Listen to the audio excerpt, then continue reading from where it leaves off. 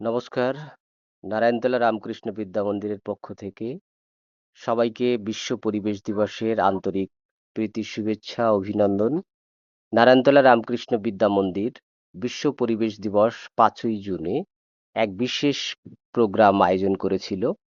সেই প্রোগ্রামের মূল বিষয়বস্তু যেটা ছিল সেটা হলো, এখানে দেখতেই পাচ্ছেন ছবিতে ছেলেমেয়েদের সামনে যে গাছগুলোকে আমরা পরিবেশ দিবসের দিন রোপণ করব বিদ্যালয় গ্রাউন্ডে, সেই গাছগুলো তাদের সামনে রাখা হয়েছে এবং প্রধান শিক্ষক মহাশয়ের বক্তব্য চলছে পরিবেশ দিবস সংক্রান্ত ব্যাপারে। এবং তার পরপরই সমস্ত ছেলেমেয়েরা অ্যাকচুয়ালি গাছকে শ্রদ্ধা জানাচ্ছে এবং প্রণাম জানাচ্ছে। কারণ গাছই হচ্ছে পরিবেশের একমাত্র সম্পদ, যে সম্পদ ছাড়া পরিবেশকে কোনোভাবে টিকিয়ে রাখা সম্ভব নয়। পরিবেশের যত বাস্তুতন্ত্র, ইকোসিস্টেম রয়েছে এবং জীববৈচিত্র্য রয়েছে, তা প্রত্যক্ষ এবং পরোক্ষভাবে টিকিয়ে রাখার জন্য গাছের বিকল্প আর কিছু নেই। তাই সেই গাছের গুরুত্ব বোঝাতে মাননীয় প্রধান শিক্ষক মহাশয় তার বক্তব্যের মধ্যে রেখেছেন যে গাছ আমাদের পরিবেশের জন্য কতটা ইম্পর্টেন্ট। এবং আমাদের বিদ্যালয়ের সমস্ত ছাত্রছাত্রীরা 5 to 12 সবাই তারা সারিবদ্ধভাবে দাঁড়িয়েছে এবং তাদের সামনে গাছ রাখা হয়েছে এবং তারা গাছকে শ্রদ্ধা জানাচ্ছে, সম্মান জানাচ্ছে এই বিশ্ব পরিবেশ দিবসের দিনে। এবং অন্যদিকে দেখতে পাচ্ছেন আমাদের বিদ্যালয়ে যারা শিক্ষক রয়েছেন, ইনি আনোয়ার হোসেন, ইনি হচ্ছেন গাছ পাগল মানুষ। যাই হোক, উনি নারকেল গাছ লাগাচ্ছেন এবং আমাদের সমস্ত ছেলেমেয়েরা হেল্প করছেন। আমাদের বিদ্যালয়ের প্রধান শিক্ষক মহাশয় দীপক কুমার কর, তিনিও গাছ লাগাচ্ছেন, এই চিত্রে দেখা যাচ্ছে। এবং আমরা দেখতে পাচ্ছি ছেলেমেয়েরা সবাই সহযোগিতা করছে এবং অন্যান্য শিক্ষকরা সঙ্গে রয়েছেন। এদিকে বিদ্যালয়ের সহকারী প্রধান শিক্ষক মহাশয় সম্মানীয় শ্রী দেবাশিস পাল মহাশয়, তিনিও গাছ লাগাচ্ছেন এবং ছেলেমেয়েরা তাকে সহযোগিতা করছে।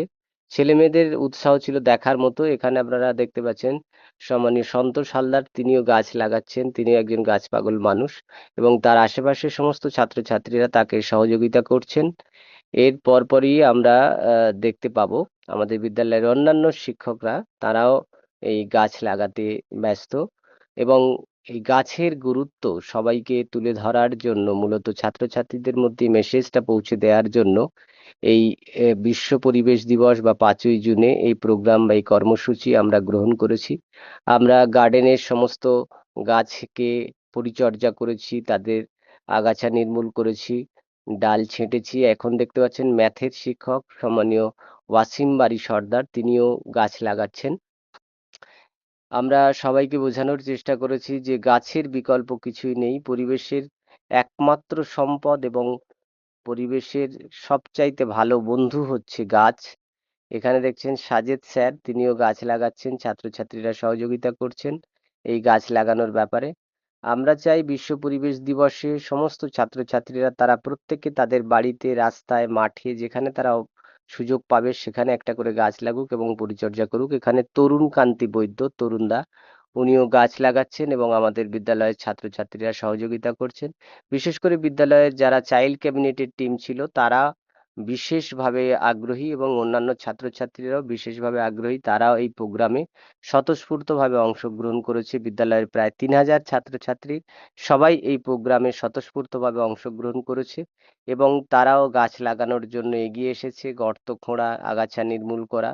এখানে আমার কিছু ছাত্রছাত্রী এই গাছটা একটু বেঁকে গেছিল, তাই জন্য তাদেরকে আমি দড়ি দিয়ে এবং খোঁটা দিয়ে তারা এই গাছটাকে সোজা করে তুলে ধরছে যাতে গাছটা সোজা হয়ে বেড়ে উঠতে পারে। দেখতে পাচ্ছেন আমাদের সবুজ মাঠের পাশে যে গাছগুলো রয়েছে তার মাঝখানে কিছু বৃক্ষ জাতীয় গাছ রয়েছে, তার মধ্যে এটা একটা অন্যতম গাছ এবং তারা স্বতঃস্ফূর্তভাবে খুব আগ্রহের সঙ্গে এই গাছটাকে সোজা করে দাঁড় করিয়ে দিচ্ছে উপরে দড়ি বেঁধে।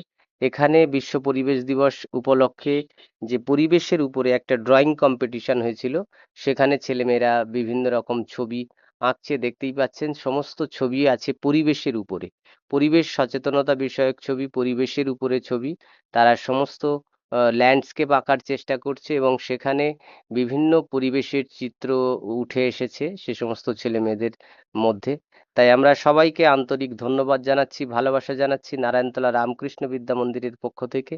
এবং আমরা আমাদের বিদ্যালয়ের সমস্ত কর্মসূচি আপনারা যারা দেখেন তাদেরকে অনুরোধ করব, আমাদের যারা শিক্ষার্থীরা রয়েছে, যারা অভিভাবক রয়েছেন এবং যারা শুভাকাঙ্ক্ষী রয়েছেন, তারা অবশ্যই সাপোর্ট করবেন, সহযোগিতা করবেন এবং এই সমস্ত বাচ্চাদের যাতে আর আগেও আমরা এগিয়ে নিয়ে যেতে পারি তার সাহায্যের হাত বাড়িয়ে দেবেন।